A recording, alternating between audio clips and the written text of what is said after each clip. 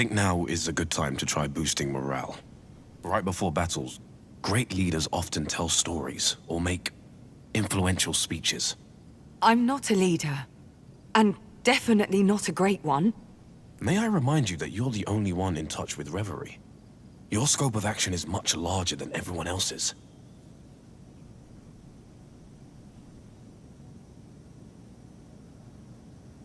I don't doubt that it's uncomfortable, but people look to you for a reason.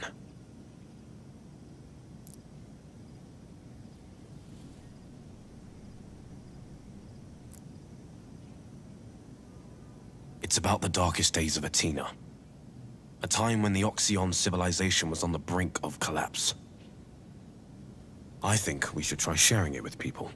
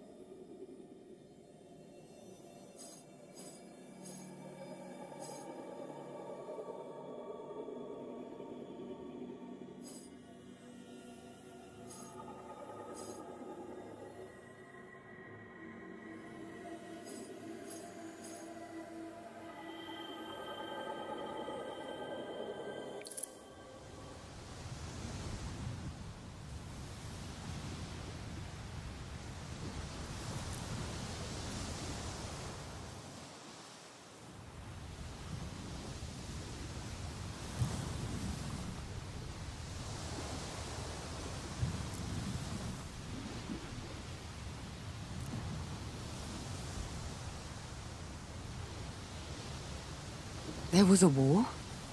In Reverie? Apparently. It doesn't go into details, but it seems the fall of the Oxyon culture set something off across the divide.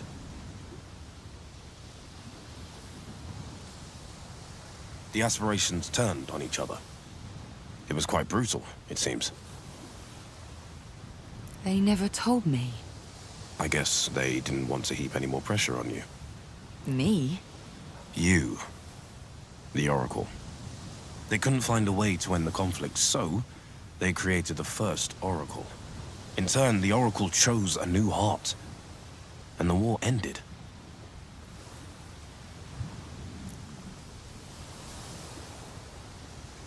Of course, until this week, I thought it was all a metaphor. A parable on trust or something.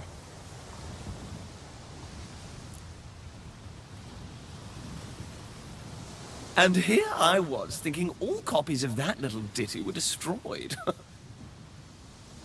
I'll have to tell Power. It'll send him loopy.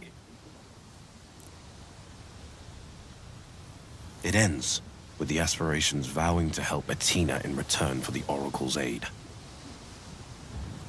Sounds familiar. I see what you're doing. Me? You. Maybe it would do everyone some good. To hear that what we're going through has happened before. And that everything turned out okay. That's why stories exist, right? Community. A way to share experiences and to shape the collective imagination.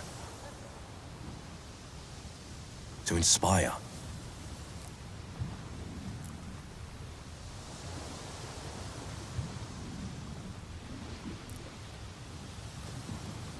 You coming? Yeah. Just give me a minute. I think I'm going to go straight to the source on this one.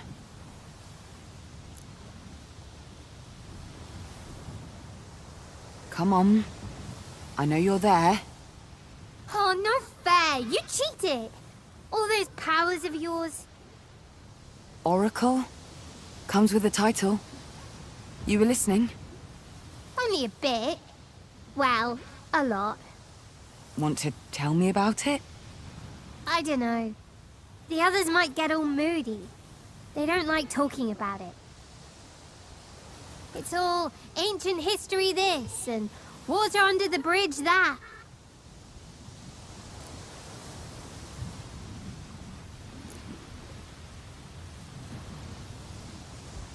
Then again, perhaps a story might not be the worst idea. Yeah. Yeah, I think you're right.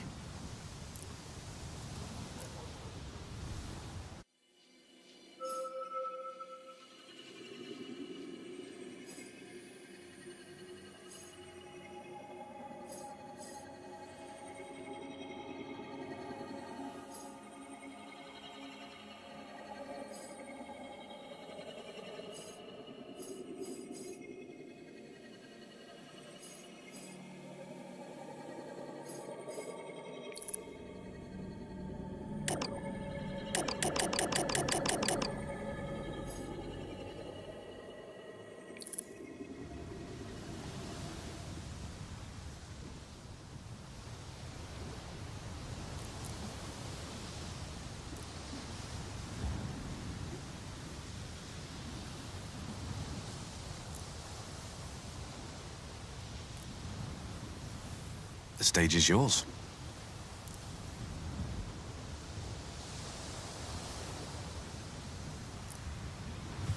Hi, everyone. So this is an old Oxion story that, well, I think it might be just what we all need right now. Oh, let me tell it. Do go on, I'm ever so good.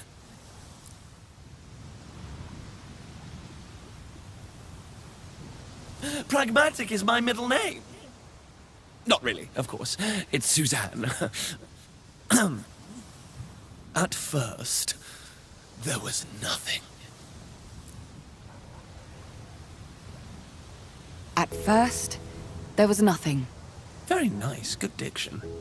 There was nothing for a very long time indeed. And then, there was me. Chaos was born! The first aspiration born from humanity. You see, we're not creators, we're not gods. We're concepts. Your concepts, made real by the collective subconscious.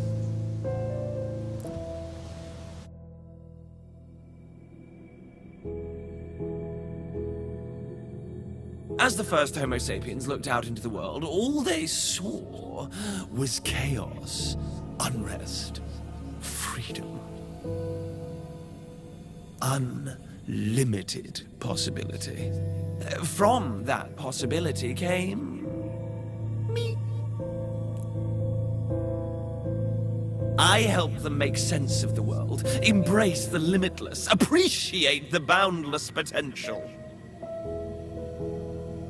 Then I came along.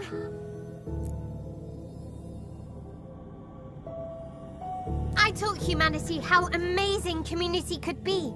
How sticking together made everything a little bit nicer, you know? Every time you lot take a new turn, one of us lot is born.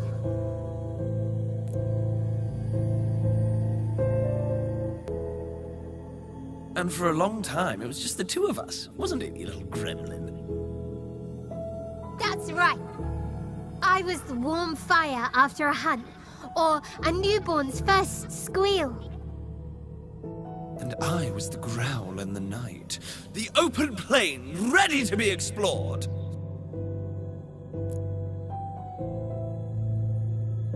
And after that, well... Well, indeed. Things may have gotten a little out of hand.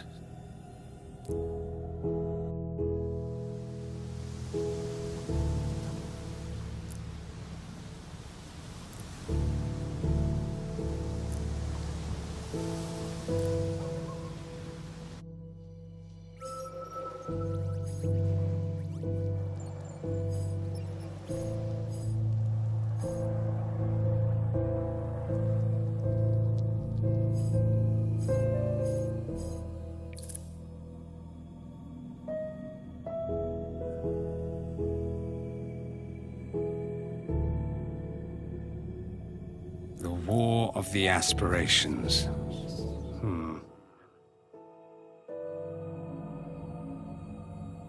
It began... I cannot say how it began.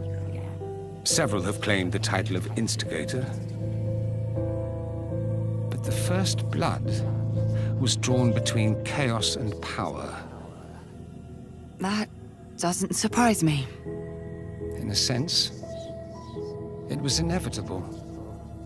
By our very nature, we attract opposition. Chaos desired greater freedom for Reverie, and so they hoped to abolish the heart. Power disagreed. His army lay siege to the labyrinth of chaos. Army? Power mentioned something about an army before. With enough egregor, we are able to conjure familiars, or split ourselves into 1,000 willing facets. Power used both. But chaos laid their traps well, and their trickery ate away at power's advance. They say truth is often the first casualty of war, and so it almost was for us. They attempted to break the deadlock, on whose side I cannot recall, and they paid a heavy price. For my own part, I tried to stem the tide of hostility, but no one would listen. Those were dark days indeed.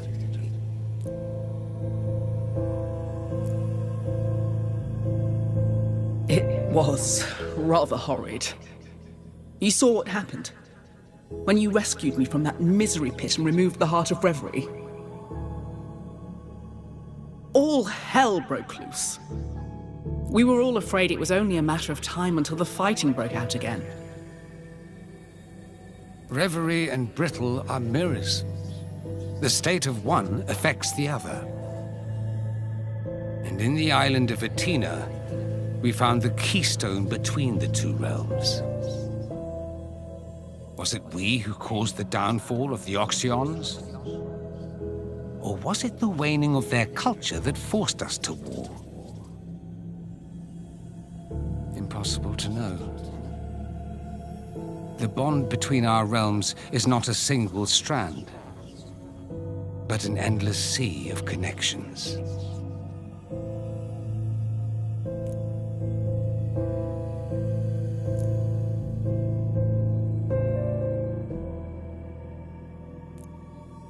That whole mess and this one are perfect examples of why we needed an oracle. When you can't rely on causality, at least you can get a second opinion. Someone to choose the heart. Someone to help shape the direction of Reverie. Someone to become the heart behind the heart. An observer and a guide. Worked out pretty well, I'd say.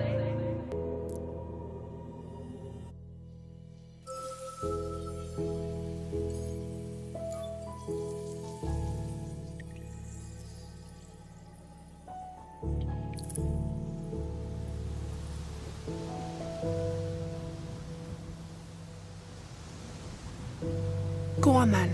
You've got them in the palm of your what's-it. Don't lose them. Maybe talk about the first oracle. What were they like?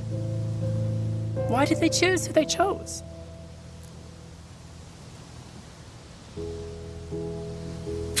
Good luck with that. Can't imagine you getting anything worth repeating out of this bunch. Or at least nothing coherent. Everyone's got an opinion. It's like our story, isn't it? We did our part. Now it's up to you to bring it home. Oh, it doesn't end! No stories end. They just peter out. Look, I can tell you this much. For every cycle of humanity, each time there's a big old change in your world,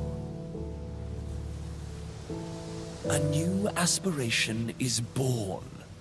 We're well overdue for a new one. Like, really, it's been ages.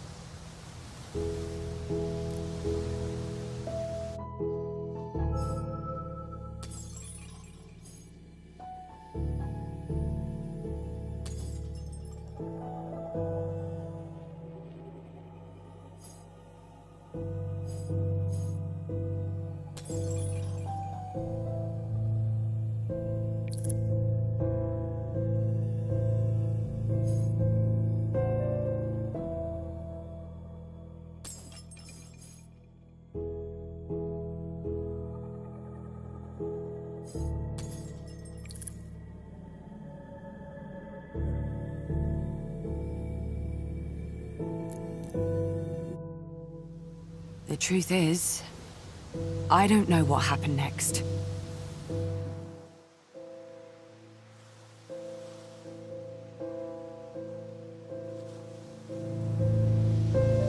I don't know what the Oracle is meant to represent.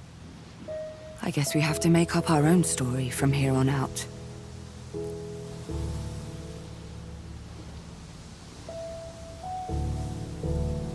Oxion writings tell of a final oracle. A chosen one, for lack of a better term.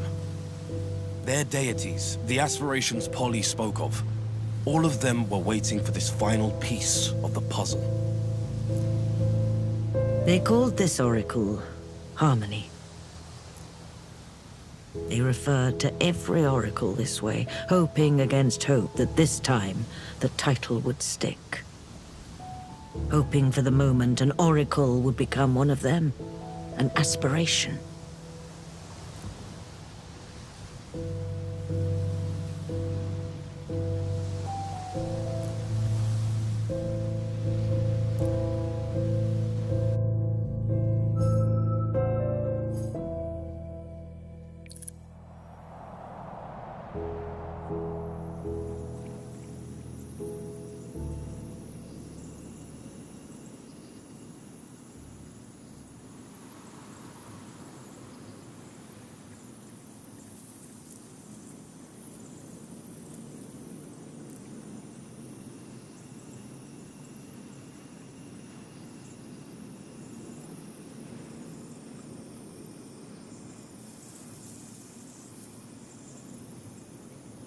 Who were the Oracles? How did you choose them? Did you even choose at all?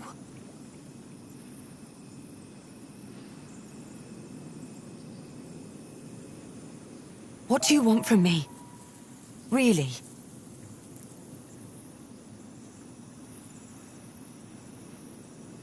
So, nothing's changed, has it? I'll have to figure this out by myself.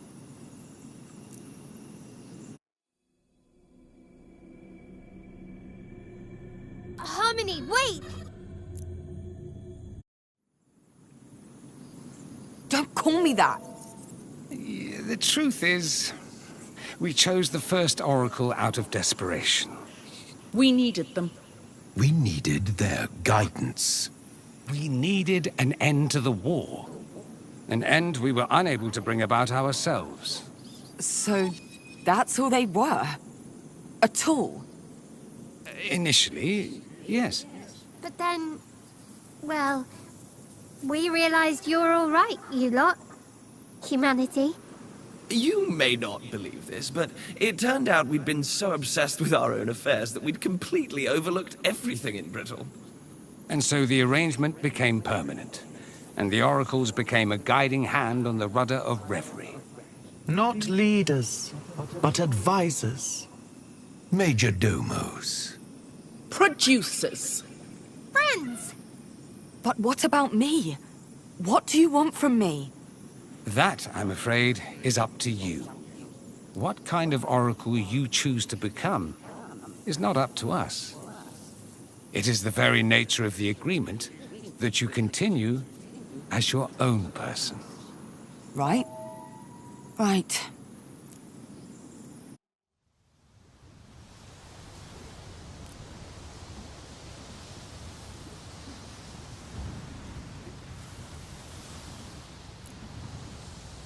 Well, in that case, I'm going to be...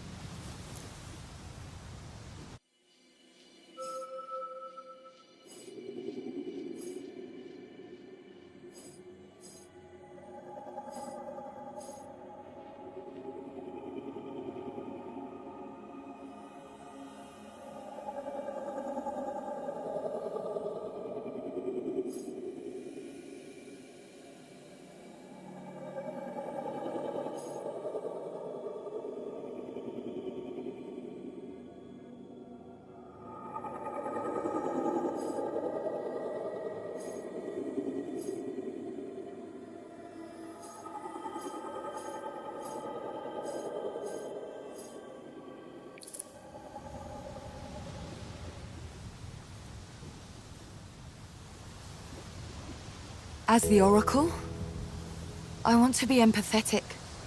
As the Oracle, I want to feel what others feel, and consider how others will react.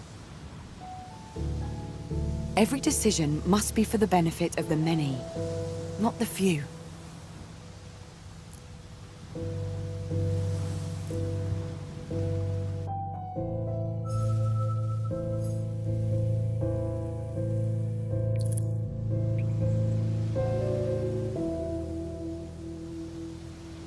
I will be dedicated to causes greater than myself. Previous oracles were peacemakers, decision-makers. I want to look further than that. I want to look at the whole, not the pieces. Guide the aspirations toward the end, not the means.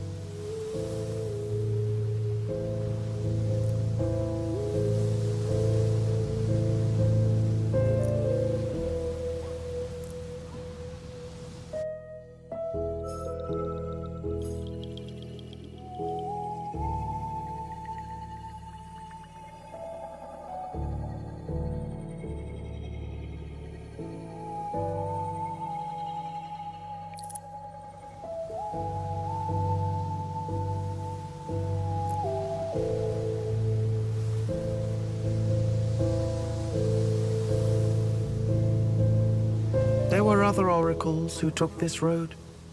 The very first, in fact. They built the sanctuaries, private places, where each aspiration could be separate from the others. Places where we could feel safe, unthreatened. The war did not end immediately, but its intensity lessened as we were given the space for rational thought. It was an idea we could never have conceived of. But then, how did they end the war? There was only one possibility. They also had to bring peace to Brittle.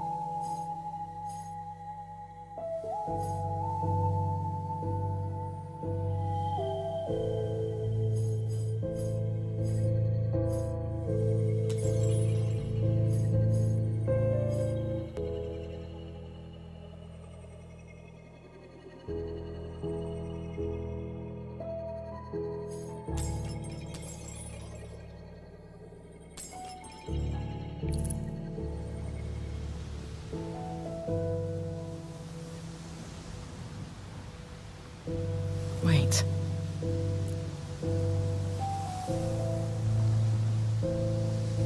That sounds like a pretty lousy way to end a war.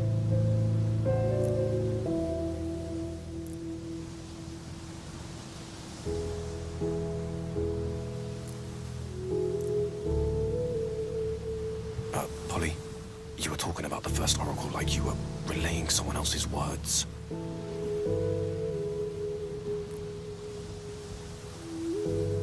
Oh, yes. I didn't realize I guess. They're right, of course. The role of an oracle should be to integrate themselves into Reverie, immerse themselves in the ways of the Aspirations. I know if I had access to all human wisdom and knowledge, I'd definitely want to learn from them.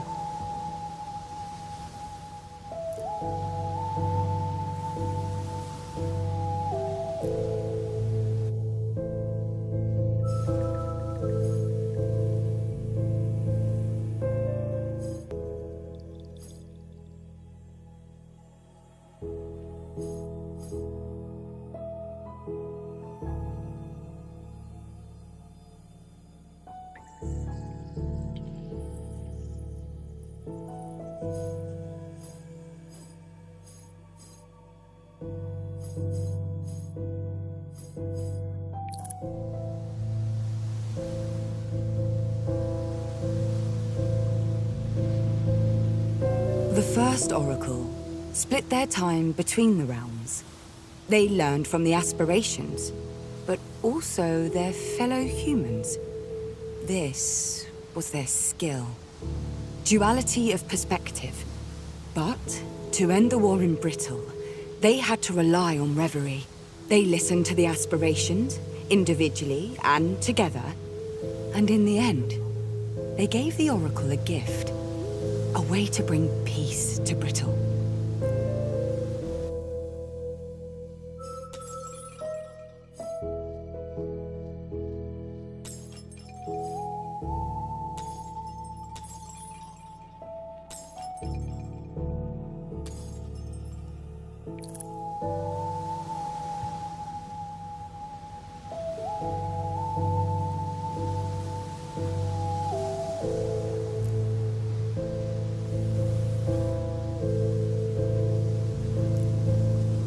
Wisdom. The Aspirations gave them wisdom. After spending so much time in Reverie, the Oracle inherited more knowledge than any human before them. They were able to see beyond the veil, into pure reason. This wisdom gave them great power, but their vision of Brittle became blurred? Unsure.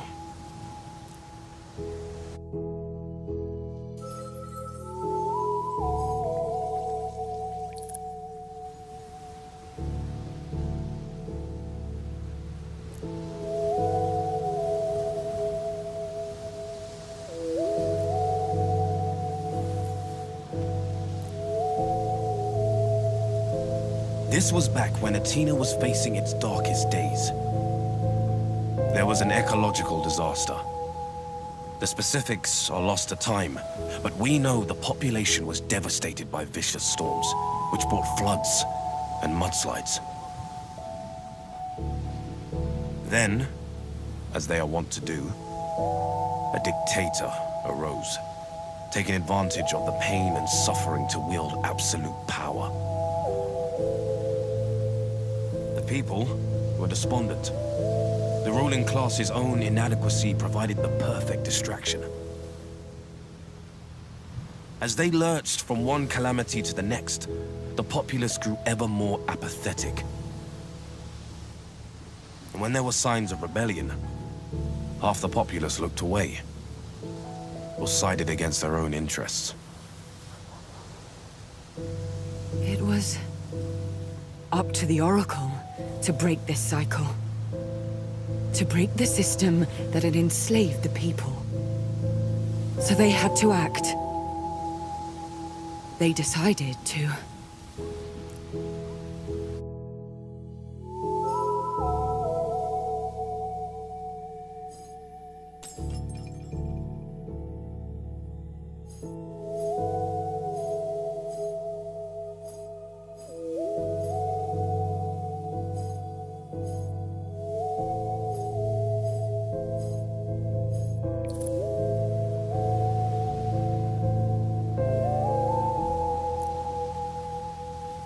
The Oracle had faith in the people to dig themselves out.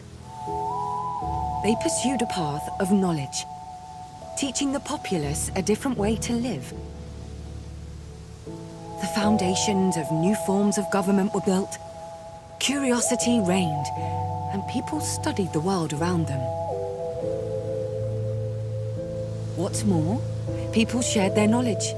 They didn't secret it away or censor it. They taught one another. This gave them more power through the sum of that knowledge. They decided to...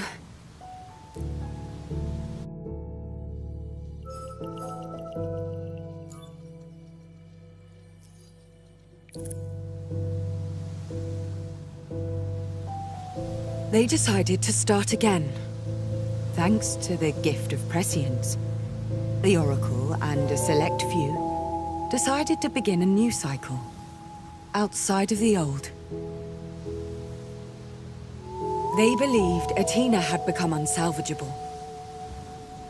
that they had to instead create the world they wanted to live in.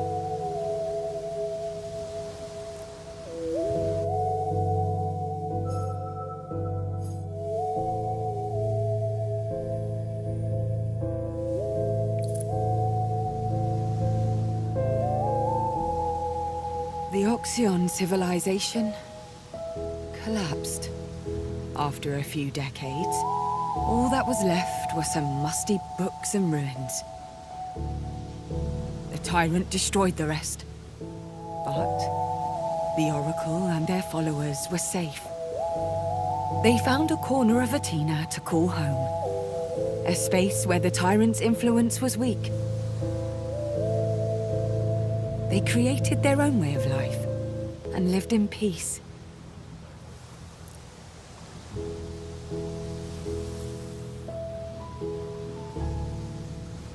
Great! So, what? This Oracle and their cultists just left the rest to hang? My thoughts precisely. And they thought this tyrant would just let them be? Let me guess. That didn't happen? But wait, change is a long-term process, right? You told me that. Sure. So how do you enact long-term change if there's no one around to, actually change things? That dictator guy, long gone. Consigned to the history books. How many people here have even heard of him? What if that's because of the seeds the Oracle planted? Planted on their own terms?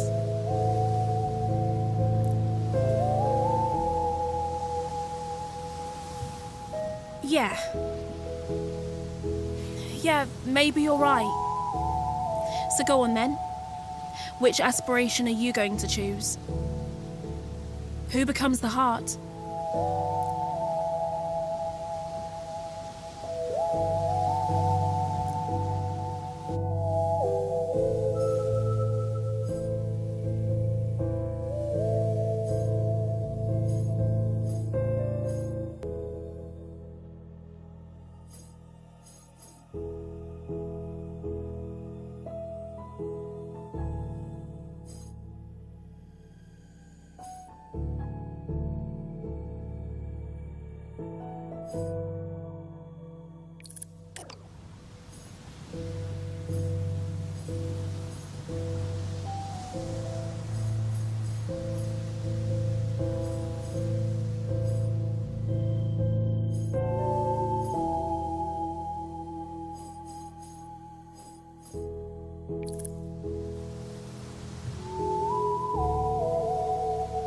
It's gotta be bliss.